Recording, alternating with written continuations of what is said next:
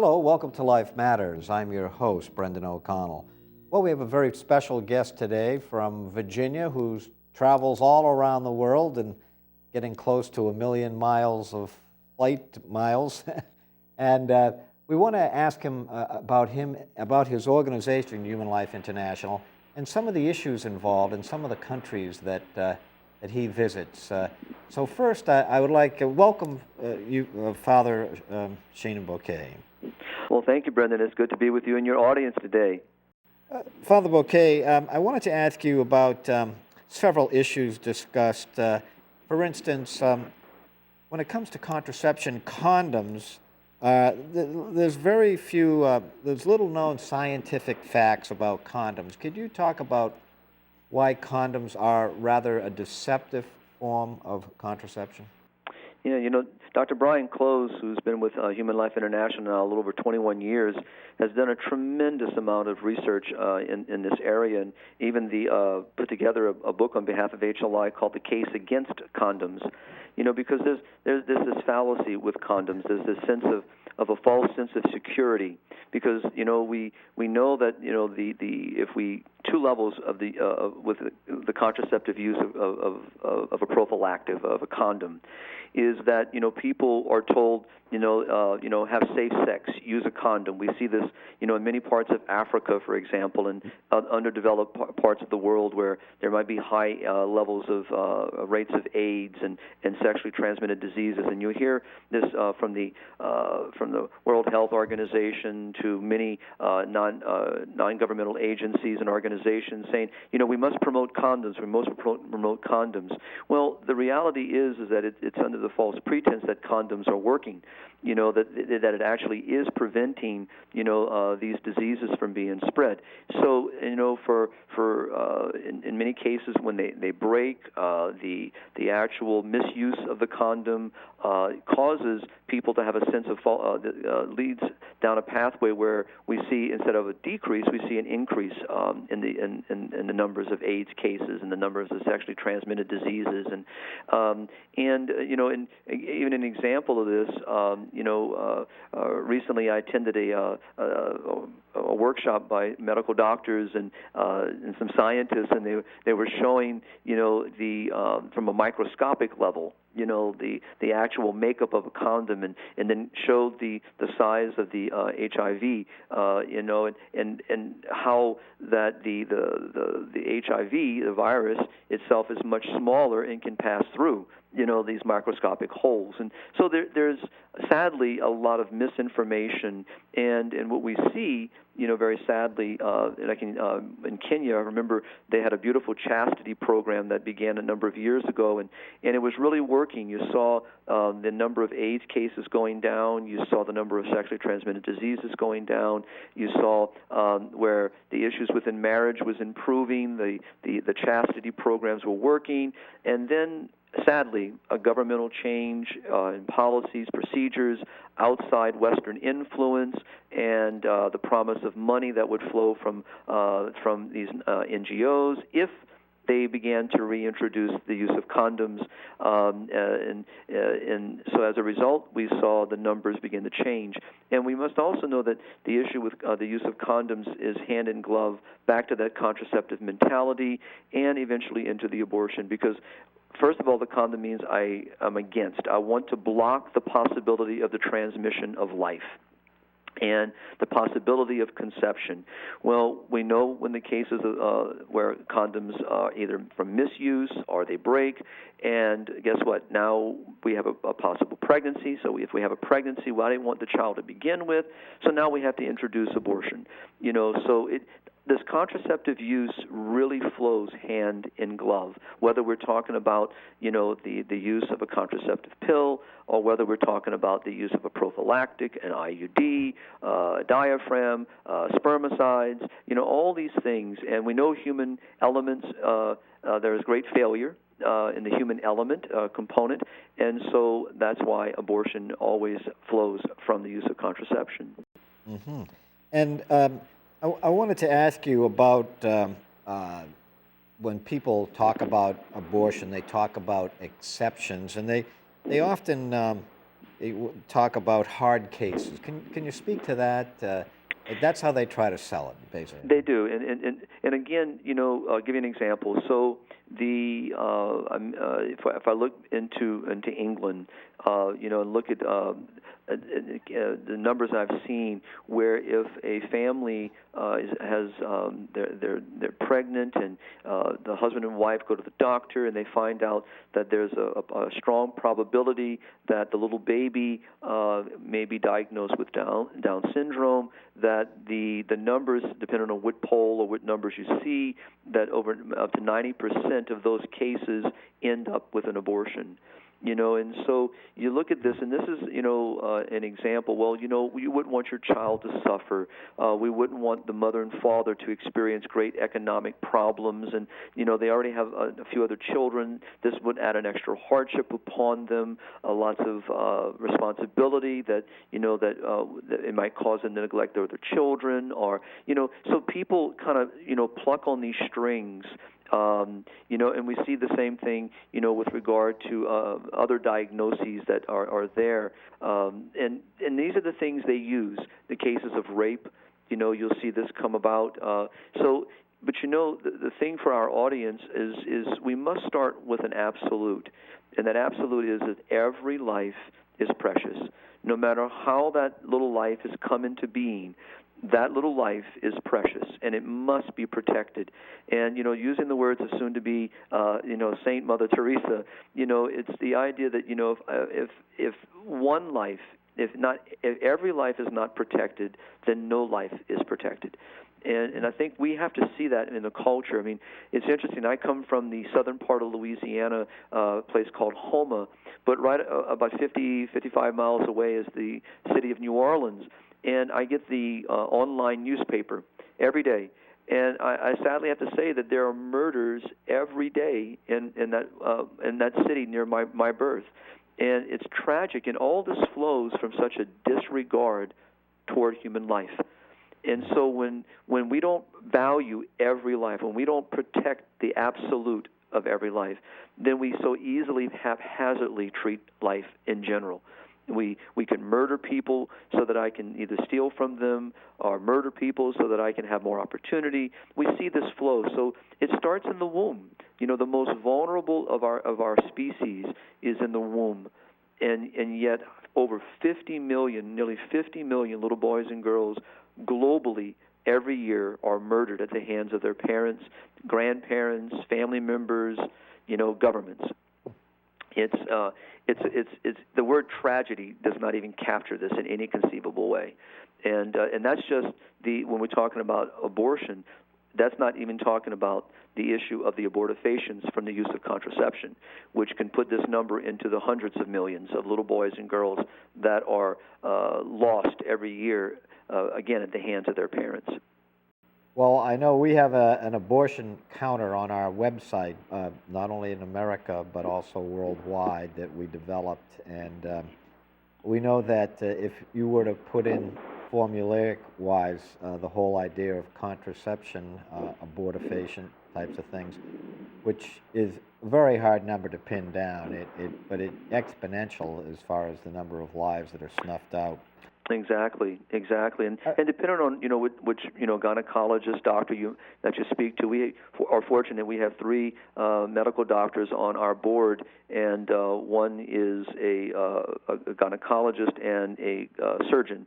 And and she has expressed to me many times that obviously when the contraceptive fails, and the number of possible conceptions that occur, would make the number of that are aborted through these abortifacients, astronomical in the sense of number. And like you said, it's hard to pinpoint because there's not been a tremendous amount of research in this area because the pharmaceuticals really don't want to go down that path. It would expose a very ugly side to the consequences of contraception. And of course, that third component that most people are unfamiliar with contraception is that the use of it changes the environment of the womb, of the uterus. And so one of its active ingredients is to make the environment so that if there is a conception that occurs. So, and that this new form life that has occurred, because we all know that life begins at the moment of conception, not implantation. It's at conception. It's a great lie that it's trying to be pushed around today, even by the medical association, playing the political game. But the conception, and so when this little life is now moving towards the natural environment where this little human being is going to be received and welcomed under normal circumstances, is now hostile because the environment has changed from a very welcoming environment now to one that is basically sterile, if you will. It's almost a desert, and so this little life has no place to be implanted and welcomed, and so is discharged and lost. So it's something that many people who use contraception do not understand because their doctors don't tell them. They may not even ask. They may be indifferent toward it. So, but it's important, that people understand that who may themselves not believe in abortion would never actually procure an abortion, but because of their use of contraception, that they are actually potentially participating in abortions. Mm-hmm. And let me ask you about one other aspect that the pro-aborts always say that there's less violence with an abortion by having the abortion option. But of course, an abortion itself is an act of violence on the unborn child in the womb, or on the way to the womb. And but can you talk a little bit about what really goes on as far as pro-abortion violence and setting the record straight? Yeah, I think what you said, Brendan, is very important, and it's good to reiterate. This is a violent act. There's nothing here that's pristine. There's nothing here that is clean cut. A human life is snuffed out, is murdered, is killed, and sadly, the violence is not only to the little child. Obviously the mother experiences a great act of violence against her and against her dignity, even if she is cooperating, in that moment, a violence is still being done upon her. And I think, look at the cultural aspect. None of us lives in isolation. We are members of a culture, of a society, of a community, of family life. And, so that abortion is generational. It not only affects the mother in her decision, it affects the father, whether the father is even known or not known. This man has participated in the creation of a human life, and will never know his child. How many husbands don't even know that their wife was ever pregnant, and because she had an abortion done, or our grandparents who will never know their own grandchild, because of the actions of their daughter or their son.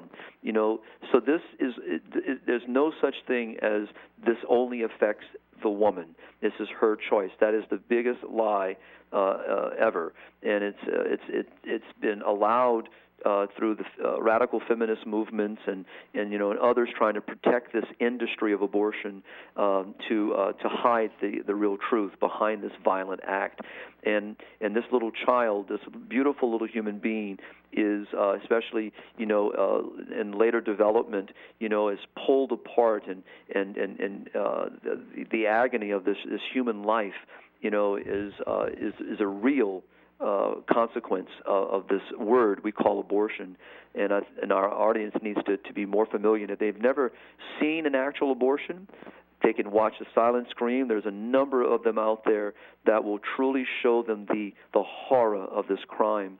And we have seen numerous times when you show this video or a video of an abortion, it's amazing to watch the transformation of the audience, to watch what people, their whole position changes, their whole understanding changes, because they've been so confused and misguided into the fact of the development of human life. And I've seen this in the field in my work, that when we have medical doctors come in and do a prenatal development, and we show the development of this human life in the moment of conception through the beautiful normal process, and then you show them what an abortion is, the eyes of those who are participating in these conferences is just, they're wide-eyed, and most people don't understand. They don't understand when the heartbeat begins and what's happening in those very early days of that newborn life, and how this what they've been told is this great lie. We're not sure when life begins, or it's just this wonderful glob of tissue. There's no really noticeable development. All the great lie.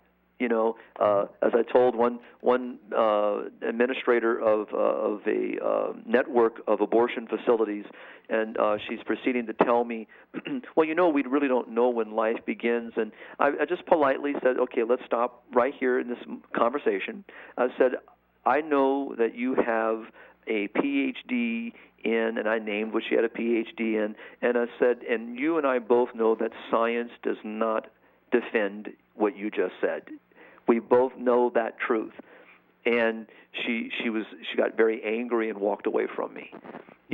So we have to confront the lie, and that is, life does begin at conception, and we need to teach this.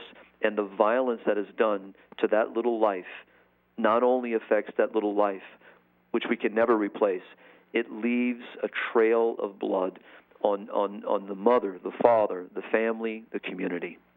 Mm-hmm. And let me ask you, Planned Parenthood, of course, they're well known for targeting blacks.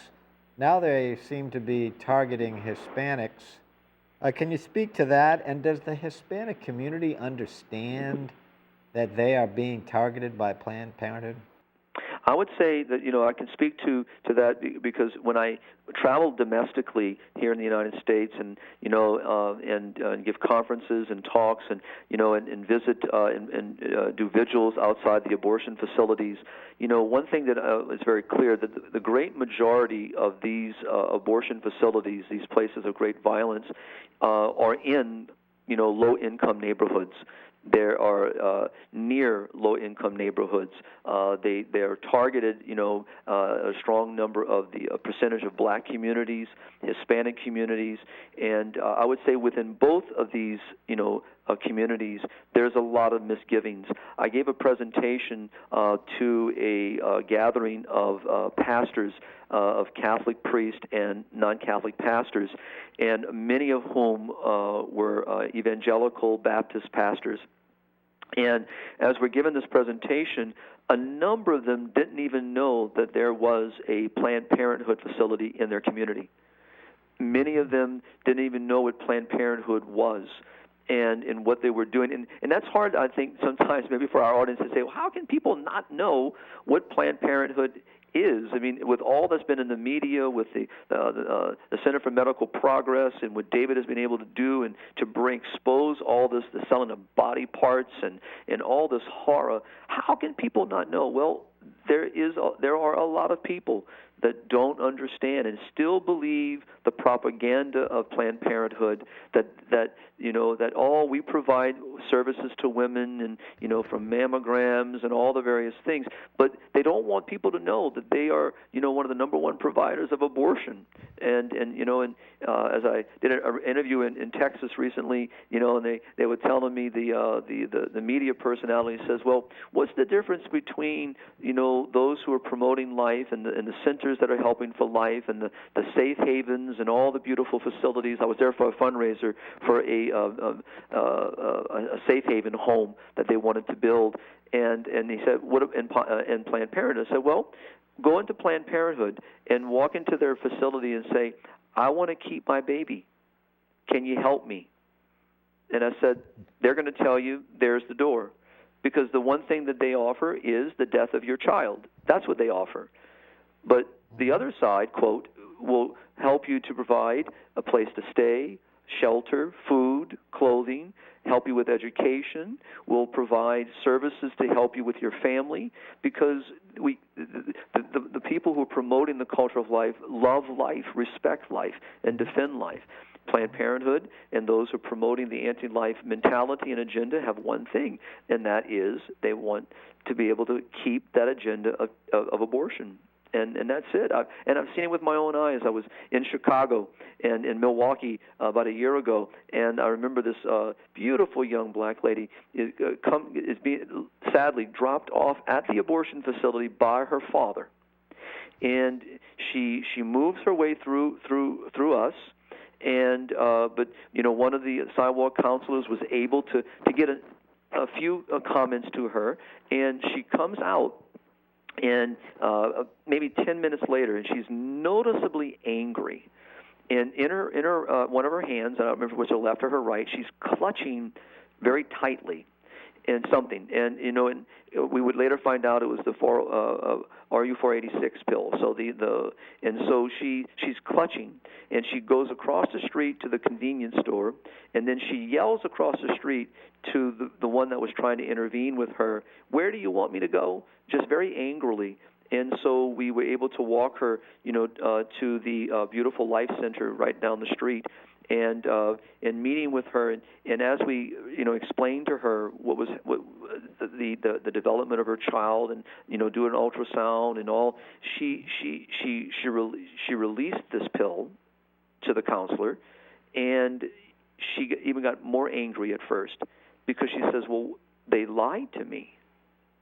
They lied to me." And this is the thing that we have to expose, is that the great lie of the abortion industry. Mm-hmm. I wanted to ask you also, it's not spoken about very much, but female sterilization is the second most common surgery after abortion. I don't know if that's worldwide or just here in America. Do you know? The numbers are, again, dependent on which region of the world that we are in. Definitely the numbers are staggering here in the United States and in other Western cultures. In Africa, sadly, because of the anti-life agendas that are being promoted, we in the private NGOs that you see that are working throughout Africa. Dr. Brian Close, our main researcher, is identified well over 300 organizations working in Africa in population control. So there are a tremendous amount of groups and resources and money being spent to keep the African population down. And people are really afraid of the possibility if Africans really began to take charge of their own destiny, if you will, and economically, and get rid of the corruption and the dependency on other nations. But I've been in some communities where because of poor education and access to good education, that some of the women are being sterilized, by not being fully told what's being done to them. Or we watching where IUDs are being implanted, and again, them not being told the full ramifications of what an IUD is and what are the side effects of an IUD, and then these same groups are not available afterward. Or we see where women are being injected with Depo-Provera, and so there is sadly, the reality of forced sterilizations in parts of the world, again, that the media does not expose and doesn't want the world to know. And let me ask you about a couple of countries that our time is running short. Kenya, is there a condom controversy in Kenya?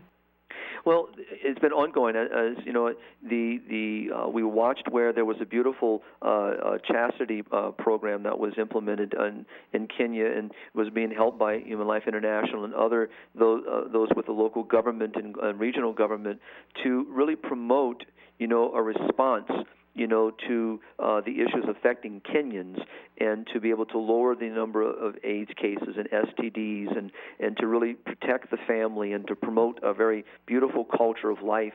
And it really was working until, again, pressure from the outside and corruption within the system, allowed the intrusion again of the contraceptive mentality, the use of condoms, to come in under the pretense that it's safe, and and this will have we'll be able to protect people from these various diseases and from these viruses. And unfortunately, we saw the numbers completely go back to where they were before, in a sense of the growth in HIV cases, the growth in sexually transmitted diseases. diseases, in the sense of the promiscuity issues, the breakdown within the family.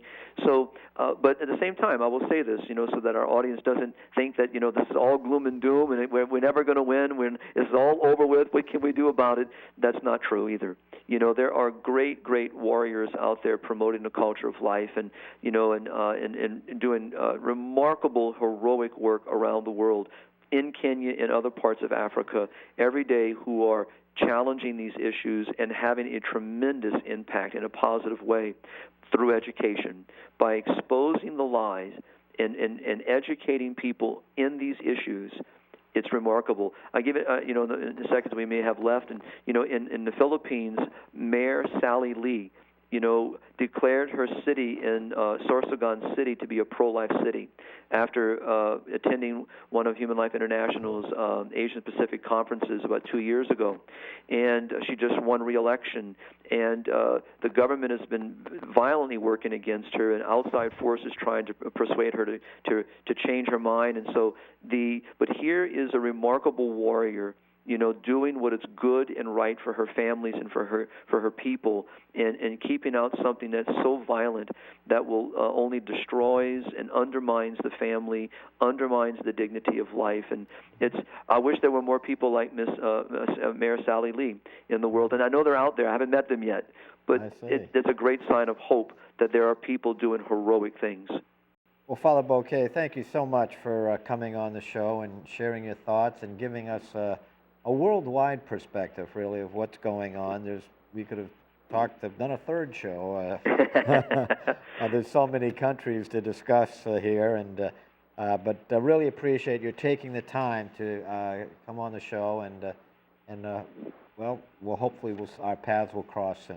I look forward to being with you again, Brendan, and being with your audience. And thank you for the opportunity to talk about all the great work that's being done by Human Life International and what's happening around the world. So I ask our audience just to please keep me and keep all those who are working in the vineyard of the Lord, trying to build a culture of life and prayer. Thank you so much. Well, we hope you found today's show to be unique, informative, content-rich, truthful, and thought-provoking. Thanks for watching. I'm Brendan O'Connell, your friend for life.